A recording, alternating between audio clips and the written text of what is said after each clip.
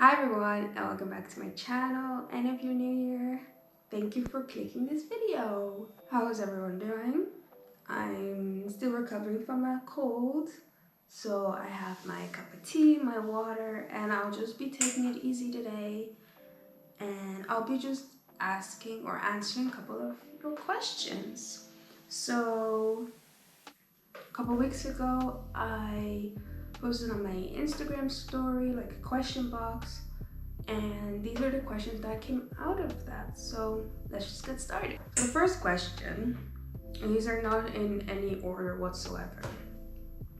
Is there a crochet item that you refuse to do, and what's your favorite one? A crochet item, or my favorite one to do, is anything that is finished quickly, that I can get done quickly.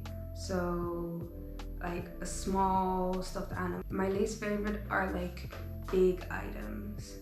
Like I've been crocheting a cardigan for my mom almost already a year, so I've had the yarn and everything, and it's not complicated. It's just a massive granny square hexagon, granny hexagon. My least favorite things are just the ones that take forever to finish, and especially because I want to have immediate validation. So it takes a lot of effort for me to stick with it and finish it. But if I'm really dedicated to finish it, like I made like a vest once, if I'm really dedicated to finish it, I will finish it, of course. But it just takes a lot of dedication for me. So my favorite is just small things, like things I can give to people, like really small and cute things. Like I made a mini turtle, I showed it on my Instagram story, this mini turtle, then I gifted it to my mom, and then stuff like that, that's very easily done and doesn't need a lot of my attention, so to say. So the next question, how did you first get started with crochet? I remember I kind of got started, I think, knitting first. I remember my mother and I think also my grandmother, they gifted me and my sister these knitting needles that have the cable on it. So I remember I had like a red yarn, and I would knit just a square, because that was all I could do. I could do one stitch knitting, and that was all that I could do. And then I've also, just out of like fidgeting, I would have the yarn, so I would just chain with my fingers, so to say. But I've never actually made something till 2022. Yeah, I think so. It was like, or 2021. I don't remember exactly, but I started with my temperature blanket in 2022, and that was like my main first crochet project. And then I also made the sweater vest that I was talking about, and I remember like schools were closed, so I wouldn't go to school that often, so I couldn't really wear it. But yeah, it was around that time. So I saw a TikTok video of this one lady, and she was making this temperature blanket, and I was like, oh, this is so cool. And then I got my mom hooked on it, and that's how I started crochet basically. And then because it was just one row a day, I would want to do more things and learn more crochet, and that's why I was doing multiple projects at the same time. So the sweater vest, I made like a basket, I crocheted a hat like with Tunisian crochet for my sister, I made a matching dog hat and sweater so they can match together.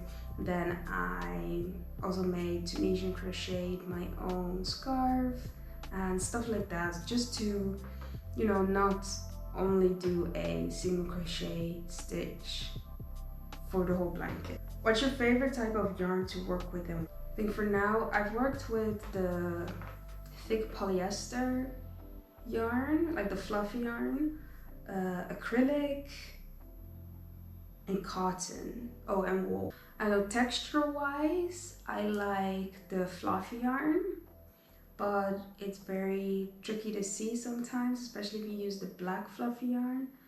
It's a bit tricky to see your stitches. And then sometimes you have these cheap acrylic.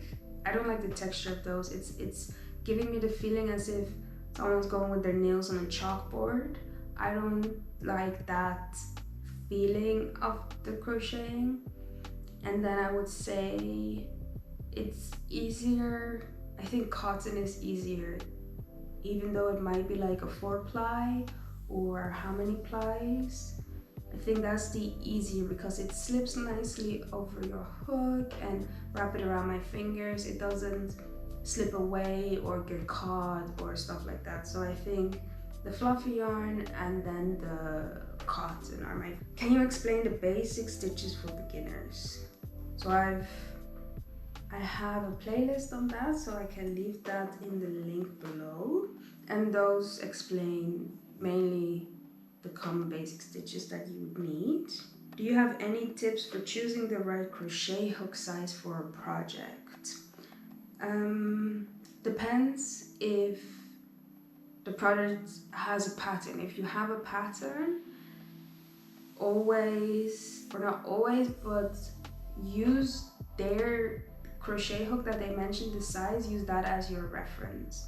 And then of course, depending on what you're making, if it's a sweater or a blanket, they, most of the time in the pattern, they would put a gauge measurement. So if you're struggling with your gauge and your size hook, you can always make a 10 by 10 square, square, so that you know what your gauge is and if the hook size that you're using is good for your project. Another tip is, if you buy your yarn, look at the label and there's always the hook suggested on that. What I prefer for like stuffed animals, or if you're making anything like that, to use a smaller hook size, because then it's more compactor and the stitches look, there are no gaps in between your stitches. But that's what you're going for, go for that. And then if you're making a blanket, I'm not so fussed about gauge and sizing. So if it becomes bigger, it becomes bigger, it becomes smaller, it becomes smaller. We'll deal with that when it's finished. And yeah, I just always go for the recommended hook size on the label. And then depending if it's like between 4.5 and 5.5, I most of the time use a 5mm crochet hook. And if I begin and it doesn't look nice, you can always frock your project and use a different crochet hook. How do you read and follow crochet patterns effectively? I know some people have issues with reading crochet patterns. I can't, or I haven't learned on how to read like the picture pattern where they have all these symbols. I haven't taken the time out to learn that, but most of the time if you have those patterns, there's also a written pattern. So how I've learned is that I've just started, and with all the patterns that you follow, they have like a little glossary on what the stitches are. So for example, DC is double crochet, or the SC single crochet. So with that, you would know, okay, what you would need to do. And then it's just trial and error. You'll read the first sentence or the first row that you need to do, and you'll just try it. And yeah, it's trial and error. So if you do a single crochet instead of a double crochet, you'll find out. And then next time you'll do better. And then next time you'll learn, okay, you have a project with the triple crochet, and you'll learn how to read that pattern. So it's just take your time reading the pattern, and even if it's like, oh, I know how to make a square or a circle or even a square, just look for an easy pattern on how to make a circle and how to make a square, and just try to figure out what you're doing with what you're reading, and then that will help you to read your pattern. Do you have any recommendations for organizing your crochet supplies and yarn stash? So I have a recent video on me organizing my yarn stash, and I would say organize them per project. So if you have a certain project that requires this type of yarn and this color, put it in like a bag or in a box or like these crates, and then just keep that somewhere that you know, in a closet or for example, so that if you're busy with that project, you can just take it out, crochet what you need to crochet, and put it back. And if it's just like random yarn stash, you can buy these nice shells. I've seen people have like these Kallax shells from IKEA, and then just put it in there. Or if you have another shelving system, put it in there, use it as decoration for your place, your room, or something like that. Maybe, yeah, just put it in areas where you won't forget about it. That's what I would do. What are some common misconceptions about crochet that you'd like to debunk?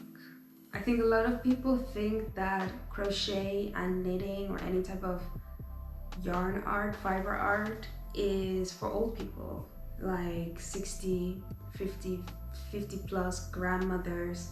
You know, they will crochet or knit stuff for their grandchildren or whatever. And I would say that that is not true, because nowadays, because the whole crochet and knitting is part of fashion nowadays, it's also easier for a younger person to take it up and to start crocheting, to start knitting, and then make their own outfits. And then also, if you start young, you know, your grandmother can teach you or your mother can teach you, and then you can crochet together, and it's sort of like a bonding time, and I really like. How do you deal with hand fatigue during long crochet sessions? So I take it very seriously, actually. If my hand hurts, I'll stop. If my hand keeps on hurting for a couple of days, maybe because of muscle pain, I won't crochet for those days. It's also important to the type of hook that you use. I have these ergodynamic hooks, so they tend to be better than these metal or stainless steel, like the skinny ones. The skinny ones, I can crochet with those for like 5 minutes, 10 minutes, and then my hands start hurting already. And then do some stretches, like do some finger stretches or some hand stretches, so that you don't get that pain as fast. I've also seen people use these pressure gloves. I don't have them, I haven't tried them, so I don't know if they actually work or not, but for them they work. So for me, it's just having the right hook and not having a soft grip, so that you're not constantly holding on to dear life of your hook. What's the most extravagant or ambitious crochet project you've ever seen or attempted? Well, I haven't attempted very big crochet projects. Like the big crochet projects are like the temperature blankets, but then they take a year to finish. But I've seen one creator, I think it's mainly knitting she does. I'm not sure, but she does both. But she made her a wedding dress, like knitting and crochet. And I was like, wow, I don't have that type of dedication, because she also said she had to finish it within 4 weeks. I'm like, I would not be able to do that. It looked really, really good, but give me a year, maybe more, for me to be able to crochet a wedding dress. The next question, how do you deal with yarn tangles and knots while working on a project? I do everything I can not to get knots or tangles. So that means that I like to pull from the center, so all the yarn will come from the center, and then it's a less chance of having it be tangled. Then the second thing, if I have a bunch of yarn that is semi-tangled, I would wind up the yarn and then tangle it as I'm winding it up, or untangle it as I'm winding it up, so that when I go to use my winded yarn, it is untangled. And if there is a knot or a tangle or just something that really frustrates me and I can't get it loose, just take scissors and cut it off, because we don't need that toxicity in our life. We just want to make cute crochet items and we don't need to deal with knots. Can you recommend some creative ways to use up leftover yarn scraps? So you could, if you make anything that requires stuffing, you can use your yarn scraps for that. I also know people, they just make full-on projects. For example, like a hat, they'll use that and then tie all their yarns together, wind it in a ball, and use that to crochet their hat. I know people will use it for sweaters or whatever, so that's also really in. If you don't have enough, maybe just keep it until, keep it in a plastic bag until you have plenty to make a hat or make a yarn or make a sweater, I mean. And otherwise just use it for stuffing. That's what I do most of the time. Just use it for stuffing, add a bit of actual stuffing, add a bit of my scrap yarn, like my little end pieces, add more stuffing. No. So the last question, how do you handle creative blocks or moments when you're not sure what to crochet next? So I'm kind of dealing with that right now. Sometimes I don't know what videos to put out or what things I would want to crochet, and therefore I am crocheting things, multiple different projects all at the same time. So to prevent that, I just don't mind taking some time off to crochet things, so that I'm like, okay, I need to just finish this, or I get some more motivation to continue it, that's also fine. Or I'll just grab a simple project like my crochet blanket now. I just do one hexagon a day. So if I'm like, oh, I don't know what to do, okay, let me just crochet for my temperature blanket. And that is how I deal with that. Or I'll search on Pinterest or YouTube, or look at other creators, what they are crocheting, or different easy simple patterns, and yeah, that's how I deal with it. If it's something that I can finish in 10-20 minutes, I'll do that, and then I'll do something else on top of that, and then I'll go back to one of my neglected projects. So that's it. Thank you for joining me here today. If you have any more questions, feel free to put them in the description box down below, and then I'll try my best to answer them in written form. And if it's too complicated, watch my Insta stories and I'll answer it over there. So thank you so much for joining me. If you enjoyed this video or if you've learned something new, please give it a thumbs up and subscribe, because it really helps out my channel. And then I'll see you the next time. Bye!